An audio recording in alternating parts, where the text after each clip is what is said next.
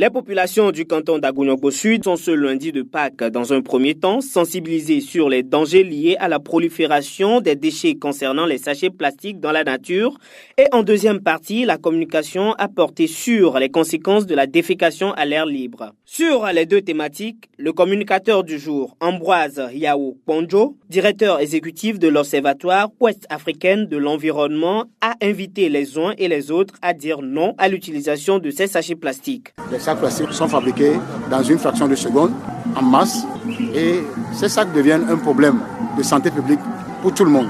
Et donc, les conséquences sont dramatiques sur la santé humaine, sur la santé animale, et sur justement la biodiversité, et sur l'environnement.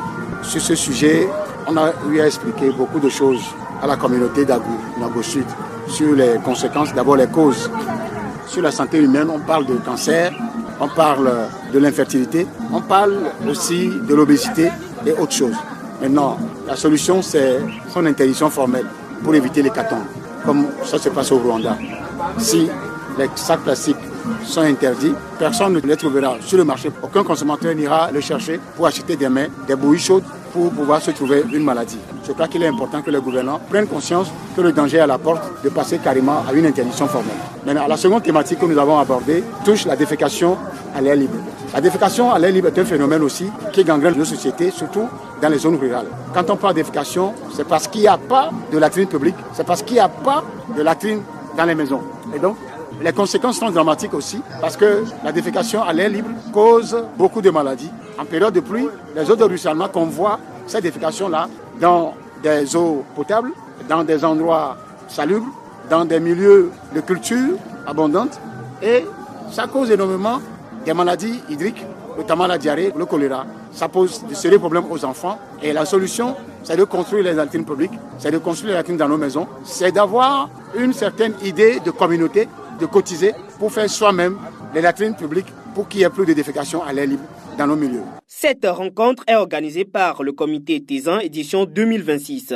Ange Kossivi Ketor, président du dit comité. C'est une façon d'annoncer l'apothéose de Tézan qui sera le 29 août 2026. C'est une série d'activités pour tenir en haleine la population jusqu'à l'apothéose. Donc nous avons constaté que sur place, il y a un laisser-aller dans l'utilisation des sachets plastiques et c'est pour ça que nous pensons que ce jour de lundi de Pâques, qui est un jour de repos, qu'on puisse saisir l'occasion pour en parler encore une fois. Et la question de la défécation, elle gangrène notre société.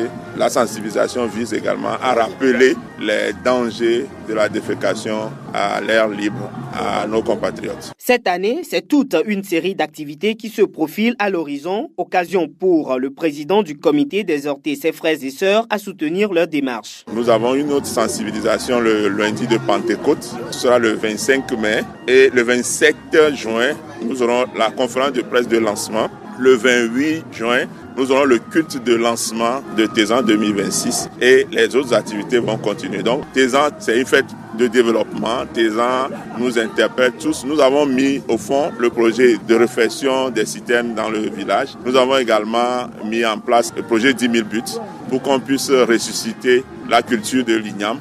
Et si les 10 000 portent, nous pensons aller à 100 000 buts dans les années à venir. Donc nous avons besoin de nos frères et sœurs pour porter ces projets-là à l'échelle pour que notre communauté devienne l'Europe de la production de l'igname. Togbu Pébi 5, chef canton d'Agouniogbo Sud, a, au nom des natifs du milieu, salué l'initiative et promet œuvrer davantage pour lutter contre ces pratiques malsaines.